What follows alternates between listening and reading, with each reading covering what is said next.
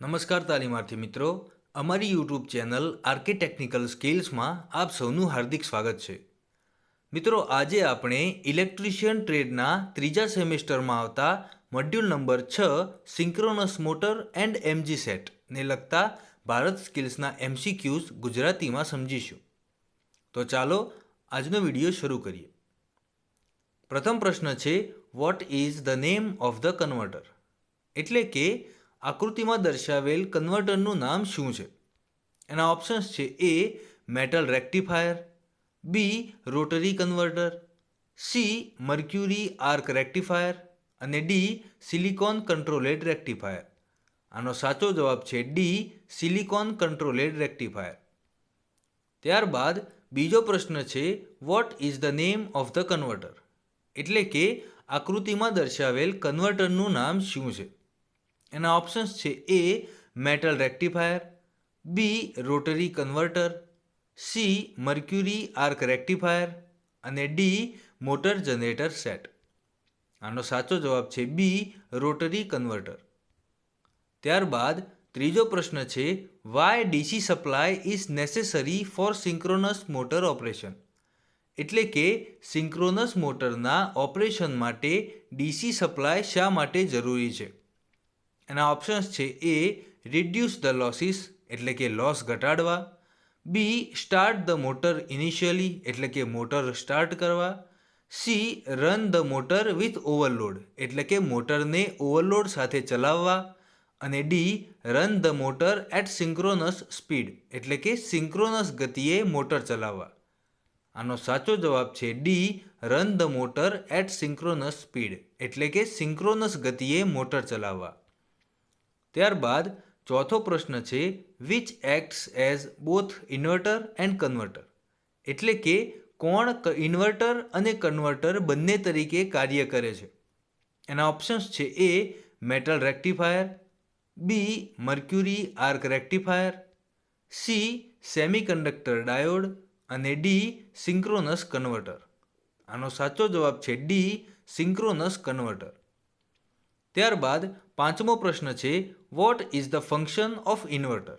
એટલે કે ઇન્વર્ટરનું કાર્ય શું છે? એના ઓપ્શન્સ છે: એ કન્વર્ટ એસી ટુ ડીસી એટલે કે એસીથી ડીસીમાં કન્વર્ટ કરવું, બી કન્વર્ટ ડીસી ટુ એસી એટલે કે ડીસીથી એસીમાં કન્વર્ટ કરવું, સી સ્મૂથનિંગ એસી સાઇન વેવ એટલે કે એસી સાઇન વેવનું સ્મૂથનિંગ અને D convert pulsating DC into pure DC એટલે કે પલ્સેટિંગ ડીસીને શુદ્ધ ડીસીમાં ફેરવવા. આનો સાચો જવાબ છે બી કન્વર્ટ ડીસી ટુ એસી એટલે કે ડીસીથી એસીમાં કન્વર્ટ કરવું. ત્યારબાદ છઠ્ઠો પ્રશ્ન છે, which converting device can be overloaded? એટલે કે કયું કન્વર્ટિંગ ઉપકરણ ઓવરલોડ થઈ શકે છે?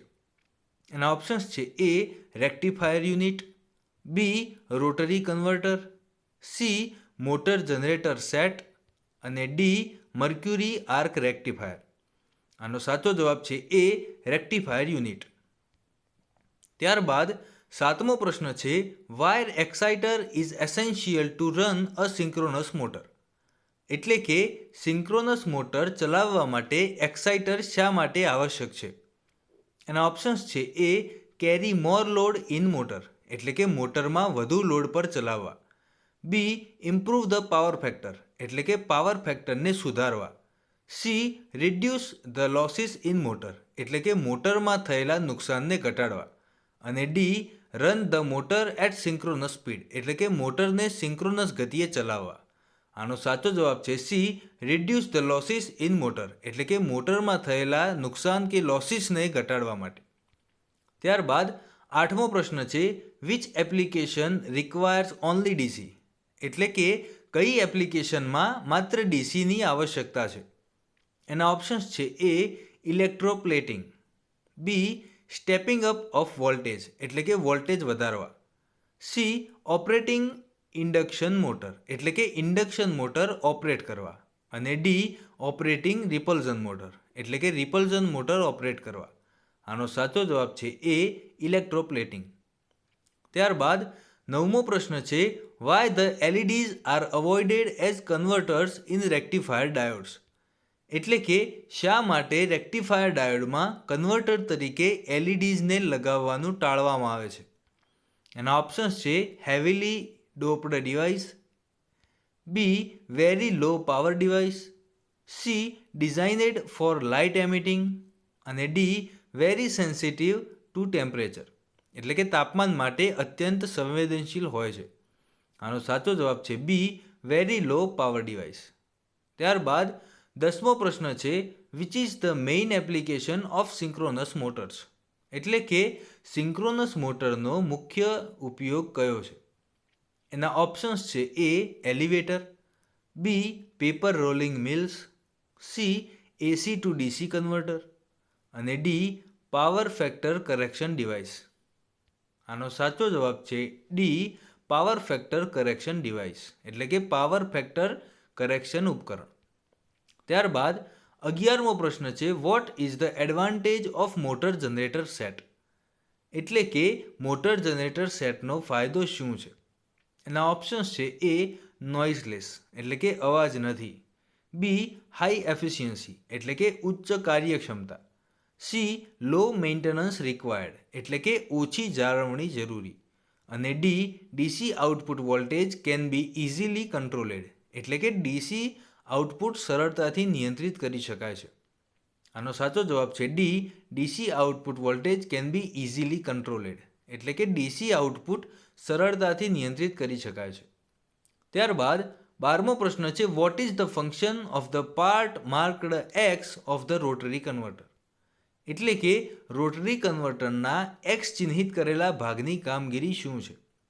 એના ઓપ્શન્સ છે એ કન્વર્ટ એસી ટુ ડીસી, એટલે કે એસીથી ડીસીમાં ફેરવે છે, બી રિડ્યુસ વોલ્ટેજ ડ્રોપ, એટલે કે વોલ્ટેજ ડ્રોપ ઘટાડે છે, C helps to deliver without noise, એટલે કે અવાજ વગર પહોંચાડવા માટે મદદ કરે છે અને D collect the ડિલિવરેડ direct current, એટલે કે ડિલિવરી ડાયરેક્ટ કરંટને એકત્રિત કરે છે. આનો સાચો જવાબ છે D collect the ડિલિવરેડ direct current, એટલે કે ડિલિવરી ડાયરેક્ટ કરંટને એકત્રિત કરે છે. ત્યારબાદ 13મો પ્રશ્ન છે what is the purpose of damper winding in a synchronous motor at starting, એટલે કે સિંક્રોનસ મોટરમાં સ્ટાર્ટિંગ થતાં ડેમ્પર વાઇન્ડિંગનો હેતુ શું છે? એના ઓપ્શન્સ છે A produce high voltage to initiate the rotation, એટલે કે રોટેશન શરૂ કરવા માટે હાઈ વોલ્ટેજને પ્રોડ્યુસ કરવા, B produce high current to start rotate the motor, એટલે કે મોટરને ફેરવવા માટે હાઈ કરંટનું ઉત્પાદન કરવું, C produce torque and runs near in synchronous speed, એટલે કે ટોર્ક ઉત્પન્ન કરે છે અને સિંક્રોનસ ગતિએ ચાલે છે અને D produce a high magnetic field to maintain a constant speed, એટલે કે કોન્સ્ટન્ટ સ્પીડ જાળવવા માટે હાઈ મેગ્નેટિક ફિલ્ડનું ઉત્પાદન કરવા. આનો સાચો જવાબ છે D produce a high magnetic field to maintain a constant speed, એટલે કે કોન્સ્ટન્ટ સ્પીડ જાળવવા માટે હાઈ મેગ્નેટિક ફિલ્ડનું ઉત્પાદન કરવા. ત્યારબાદ 14મો પ્રશ્ન છે why the synchronous motor fails to run at synchronous speed, એટલે કે સિંક્રોનસ મોટરને સિંક્રોનસ સ્પીડ પર ચાલતા કેમ નિષ્ફળ જાય છે? એના ઓપ્શન્સ છે એ ઇનસફિશિયન્ટ એક્સાઇટેશન, એટલે કે અપૂરતું એક્સાઇટેશન, બી ડિફેક્ટિવ પોની મોટર, એટલે કે ખામીયુક્ત pony motor, C open in damper winding, એટલે કે ડેમ્પર વાઇન્ડિંગ ઓપન હોય અને D short in damper winding. આનો સાચો જવાબ છે એ ઇનસફિશિયન્ટ એક્સાઇટેશન, એટલે કે અપૂરતું એક્સાઇટેશન. ત્યારબાદ 15મો પ્રશ્ન છે how the synchronous motor is used as a synchronous condenser, એટલે કે સિંક્રોનસ મોટરનો ઉપયોગ સિંક્રોનસ કન્ડેન્સર તરીકે કેવી રીતે થાય છે? એના ઓપ્શન્સ છે A varying the motor load, એટલે કે મોટર લોડ વધારવો, B varying the rotor excitation, એટલે કે રોટર એક્સાઇટેશન વધારવું, C varying stator voltage in motor, એટલે કે મોટરમાં સ્ટેટર વોલ્ટેજ વધારવા અને D varying stator current in motor, એટલે કે મોટરમાં સ્ટેટર કરંટ વધારવો. આનો સાચો જવાબ છે B varying the rotor excitation, એટલે કે રોટર એક્સાઇટેશન વધારવું. ત્યારબાદ 16મો પ્રશ્ન છે what is the function of damper winding in synchronous motor, એટલે કે સિંક્રોનસ મોટરમાં ડેમ્પર વાઇન્ડિંગનું કાર્ય શું છે? એના ઓપ્શન્સ છે એ મેન્ટેન પાવર ફેક્ટર એટલે કે પાવર ફેક્ટર જાળવવા, બી એક્સાઇટ ધ ફિલ્ડ વાઇન્ડિંગ એટલે કે ફિલ્ડ વાઇન્ડિંગને એક્સાઇટ કરવા, સી મેન્ટેન કોન્સ્ટન્ટ સ્પીડ એટલે કે કોન્સ્ટન્ટ સ્પીડ જાળવવા અને D start the synchronous motor એટલે કે સિંક્રોનસ મોટરને સ્ટાર્ટ કરવા. આનો સાચો જવાબ છે D start the synchronous motor એટલે કે સિંક્રોનસ મોટરને સ્ટાર્ટ કરવા. ત્યારબાદ 17મો પ્રશ્ન છે which converter is having high efficiency એટલે કે કયું કન્વર્ટર ઉચ્ચ કાર્યક્ષમતા ધરાવે છે. એના ઓપ્શન્સ છે A SCR converter, B rotary converter, C motor generator set અને ડી મર્ક્યુરી આર્ક રેક્ટિફાયર.